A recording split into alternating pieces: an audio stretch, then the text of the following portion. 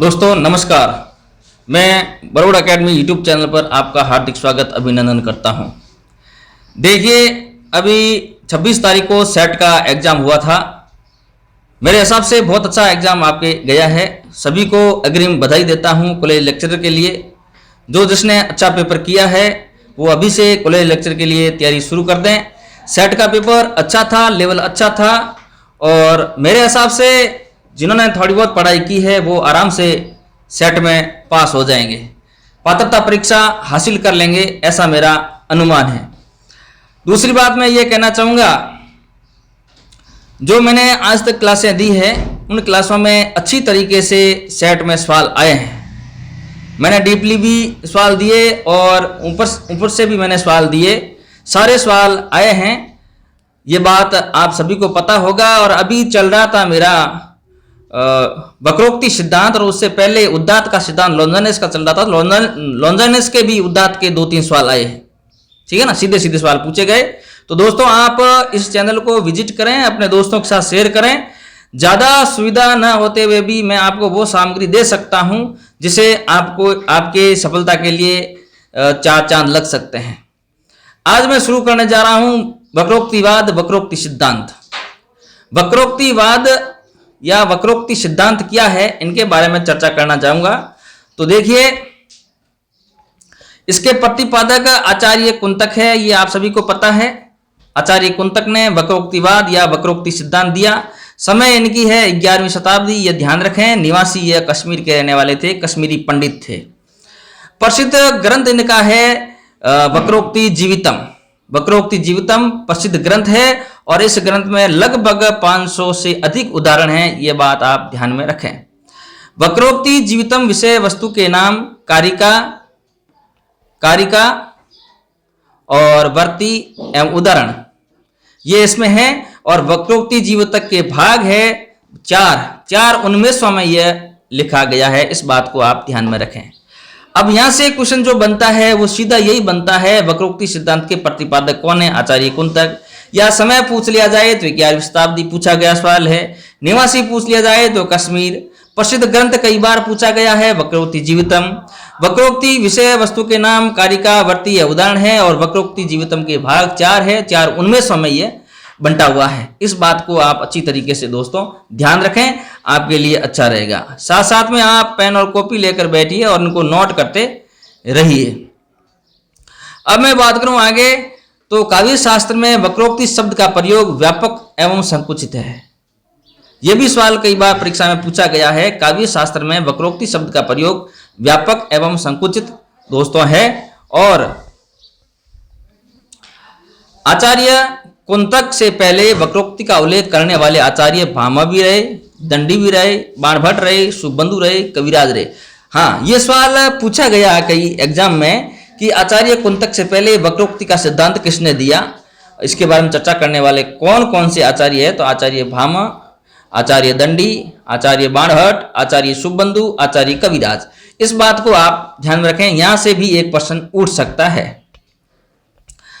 आगे मैं बात करूं दोस्तों वक्रोक्ति के बारे में, तो देखिए, वक्रोक्ति कविराज ने स्वरचित राघव पांडियम रचना में सुबंधु, बाणभट्ट एवं स्वयं कविराज को वक्रोक्ति मार्ग निपुण कहा है।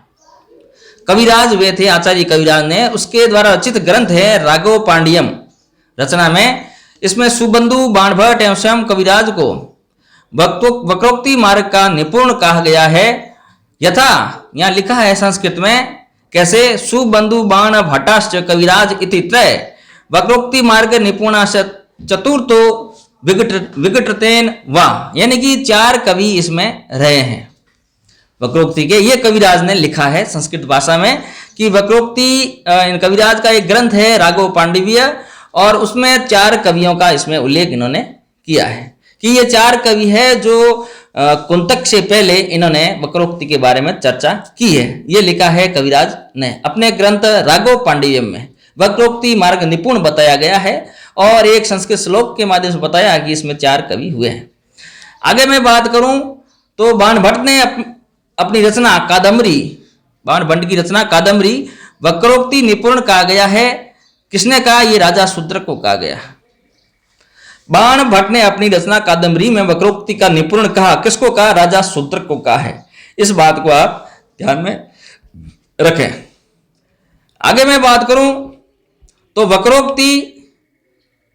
वक्रोक्ति का व्यापक अर्थ ग्रहण करने वाले आचार्य भामा, दंडी और भोजराज है। वक्रोक्ति का व्यापक अर्थ ग्रहण करने वाले आचार्य भामा, दंडी और भोजराज है। ये आपको पता होना चाहिए दोस्तों।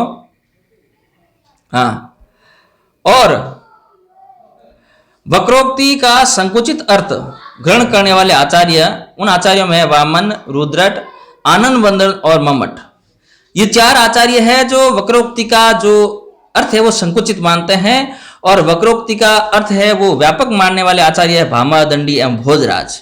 भामा, दंडी और भोजराज। और वक्रोक्ति का अर्थ संकुचित मानने वाले 4 आचार्य है वामन, रुद्रट, आनंद वर्धन और मम्मट। इस बात को आप ध्यान रखें, परीक्षा में ऐसे ही सवाल पूछे जाते हैं। वक्रोक्ति का व्यापक अर्थ ग्रहण करने वाले इनमें से आचार्य है या नहीं है, ऐसे आपसे पूछ सकते हैं। और दूसरा सवाल यह भी पूछा जा सकता है, वक्रोक्ति का संकुचित अर्थ ग्रहण करने वाले आचार्य इनमें से हैं वामन, रुद्रट, आनंद वर्धन और मम्मट। आप इसको जहन में उतार लें और कॉपी और पेन से साथ साथ में लिखते रहें। बहुत ही देखिए, अभी सेट का एग्जाम हुआ तो उसमें 90% सवाल जो मैंने, आप देखना यूट्यूब चैनल खंगाल के वीडियो दिए हैं, उसमें एक भी ऐसा नहीं पीछे रहा है। और मैं आगे बेहतर और तैयारी कराने का विचार कर, इससे भी ज्यादा अच्छी तैयारी करवाने का विचार कर रहा हूँ। कॉलेज लेक्चर की वैकेंसी निकल जाए, डिजिटल मोड लेके आ रहा हूँ, तो आप लोगों के बीच में हमेशा निःशुल्क सेवा देने के लिए तत्पर रहूंगा, ऐसी मेरी सोच है। और ये मैंने ऐसा सोच लिया है कि मैं मेरी तरफ से मेरे सभी साथियों को क्या दे सकता हूं, तो मैंने सोचा कि मैं एक ऐसा यूट्यूब चैनल शुरू करूं जो साथी अच्छी तैयारी कर सके, भारी भरकम फीस न भर सकें और निःशुल्क पढ़ सकें। तो मैंने ऐसा सोचा है और शुरू किया है। मैं आपसे ये वादा करना चाहता हूं कि मैंने जो आपको दिया है और अभी भी नई नई कक्षाएं लेके आ रहा हूं, तो उसमें से सवाल आपके पढ़ने वाले, ऐसी कोई कक्षा नहीं होगी जिसमें सवाल नहीं। आगे है, भामा ने वक्रोक्ति का व्यापक अर्थ ग्रहण करते हुए इसे अतिशयोक्ति का पर्याय माना, जो सभी अलंकारों से अनिवार्य रूप में आता है। यह है मानने वाले भामा। शब्दार्थो सहितो काव्यम, शब्दार्थो सहितो काव्यम, ये सवाल आ चुका है कल के सेट में। शब्दार्थो सहितो काव्यम के हैं, तो इसमें भामा है, ध्यान रखना। और एक और आया था, मम्मट का था, 26 के अखबार में, 26 के पेपर में सेट में आया हुआ सवाल है। तो भामा ने वक्रोक्ति का व्यापक अर्थ ग्रहण करते हुए इसे अतिशयोक्ति का पर्याय माना है, जो सभी अलंकारों में अनिवार्य रूप से पाया जाता है। इस बात को आप ध्यान में रखें। आगे मैं बात करूं आचार्य दंडी के बारे में, तो आचार्य दंडी ने वक्रोक्ति के बारे में क्या कहा है। आचार्य दंडी संपूर्ण वाग्मय के 2 भाग है, एक तो है स्वभावोक्ति और दूसरा है वक्रोक्ति। आचार्य दंडी के संपूर्ण वाग्मय है, संपूर्ण ग्रंथ के अंदर 2 भाग है, एक तो है स्वभावोक्ति और दूसरा है वक्रोक्ति। इस बात को आप ध्यान में रखें। नोट, स्वभावोक्ति अलंकार को छोड़कर अन्य सभी अलंकारों को वक्रोक्ति का पर्याय माना गया है दंडी के द्वारा, तो ये भी आप ध्यान में रखें। यानी कि कुंतक से पहले इन आचार्यों ने वक्रोक्ति का जिक्र किया है ना। वक्रोक्ति या अतिशयोक्ति भी कह सकते हैं, इनका जिक्र इन आचार्यों ने किया है। तो ये सवाल कुंतक से न पूछकर दूसरे आचार्यों से ही पूछ सकते हैं बोर्ड, तो आप इस बात को ध्यान में रखें।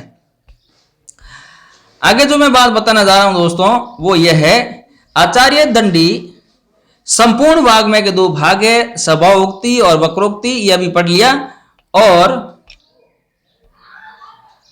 स्वभावोक्ति अलंकार छोड़कर अन्य सभी वक्रोक्ति के उदाहरण, ये भी पढ़ लिया, ठीक है ना। आचार्य वामन ने वक्रोक्ति को अर्थालंकार माना है, इस बात को आप ध्यान में रखना। भाई दंडी ने तो माना है वक्रोक्ति, दंडी ने माना है वक्रोक्ति, और आचार्य वामन ने वक्रोक्ति को अर्थालंकार माना है। इन्होंने सादृश्य आधारित गौणी लक्षणा को वक्रोक्ति अलंकार माना है। रूढ़ि लक्षणा, गौणी लक्षणा, प्रयोजन लक्षणा होती है ना, उसमें गौणी लक्षणा को आचार्य वामन ने इनको गौणी लक्षणा माना है, यानी अर्था अलंकार माना है आचार्य वामन ने वक्रोक्ति को। इस बात को आप ध्यान में दोस्तों रखें। आगे मैं बात करूं आचार्य रुद्रट के बारे में, तो रुद्रट ने वक्रोक्ति को शब्द अलंकार माना है। वामन ने माना अर्था अलंकार और रुद्रट ने माना शब्द अलंकार, और उसके दो भेद किए हैं, एक काकु वक्रोक्ति और एक सलेश वक्रोक्ति। देखिए बहुत इंपॉर्टेंट प्रश्न बनने जा रहा है। काकु वक्रोक्ति एवं सलेश वक्रोक्ति देने वाले आचार्य है आचार्य रुद्रट। आचार्य रुद्रट ने वक्रोक्ति को शब्द अलंकार माना और उसके दो भेद किए, काकु वक्रोक्ति और सलेश वक्रोक्ति। आचार्य आनंदवर्धन ने वक्रोक्ति को वाच्या अलंकार माना है। अब यहां से आपके सवाल बनने फिक्स हो गए हैं। आचार्य वामन ने अर्थालंकार माना, जिसको गौणी लक्षणा मुख्य रूप से ठहराया, और आचार्य रुद्रट ने शब्द अलंकार माना, जिसमें काकु वक्रोक्ति और सलेश वक्रोक्ति माना। आचार्य आनंदवर्धन ने वक्रोक्ति को काव्य अलंकार माना है। इस बात को आप ध्यान में जैन में रखें दोस्तों। आगे मैं बात करूं आचार्य भोजराज के बारे में। भोजराज भी कम नहीं थे, संस्कृत के अच्छे आचार्य थे आचार्य भोजराज। उस समय इन्होंने संस्कृत पाठशाला शुरू की थी, जो संस्कृत यूनिवर्सिटी से आज के नाम से भोज यूनिवर्सिटी संचालित है। ठीक है ना, भोज यूनिवर्सिटी आज भी संचालित है। और भोजराज एक अच्छे संस्कृत के प्रकांड विद्वान थे, है ना। तो संपूर्ण वाग्मय के इनके 3 भागों में बांटा है, वक्रोक्ति के 3 भागों में बांटा है आचार्य भोज ने। कौन कौन से हैं? एक तो वक्रोक्ति, एक रसोक्ति, एक स्वभावोक्ति। आचार्य भोज ने 3 भाग बताए अपने संपूर्ण वाग्मय में, एक वक्रोक्ति, एक रसोक्ति और एक स्वभावोक्ति। वक्रोक्ति को अपन अतिशोक्ति कहे तो कोई हर्ज नहीं है। रसोक्ति रस ग्रहण करना, स्वभावोक्ति स्वभाव। तो आचार्य भोज ने संपूर्ण वाग्मय के 3 भाग किए। वक्रोक्ति का व्यापक अर्थ ग्रहण करते हुए वक्र वचन को ही काव्य कहकर इन्होंने पुकारा है। बहुत अच्छा है, ऐसा परीक्षा में सवाल आया हुआ है और आगे भी पूछा जा सकता है। वक्रोक्ति का व्यापक अर्थ ग्रहण करते हुए वक्र वचन ही काव्य कहकर पुकारा है, इनमें से आचार्य है तो आचार्य भोजराज। ठीक है, या वक्र वचन कहने वाले आचार्य भोजराज, या वक्र वचन दे दिया जाएगा और एक तरफ आचार्य दे दिए जाएंगे। सवाल अच्छा है, और यह भी ध्यान रखना वक्रोक्ति, रसोक्ति और स्वभावोक्ति, इन तीनों का भी आप ध्यान में रखें। मैं सीधा चल रहा हूं, ज्यादा समय आपका खराब नहीं कर रहा हूं। आप साथ साथ में नोट्स बनाते जाइए, कॉपी में लिखते जाइए, क्योंकि अभी परीक्षा नजदीक नहीं है। परीक्षा आएगी, अभी उनका नोटिफिकेशन भी आना है, फर्स्ट ग्रेड का और कॉलेज लेक्चर का। तो आप आराम से जब तक अपने नोट्स अच्छी तरीके से बना ले, कहीं आपको भटकने की आवश्यकता नहीं रहेगी।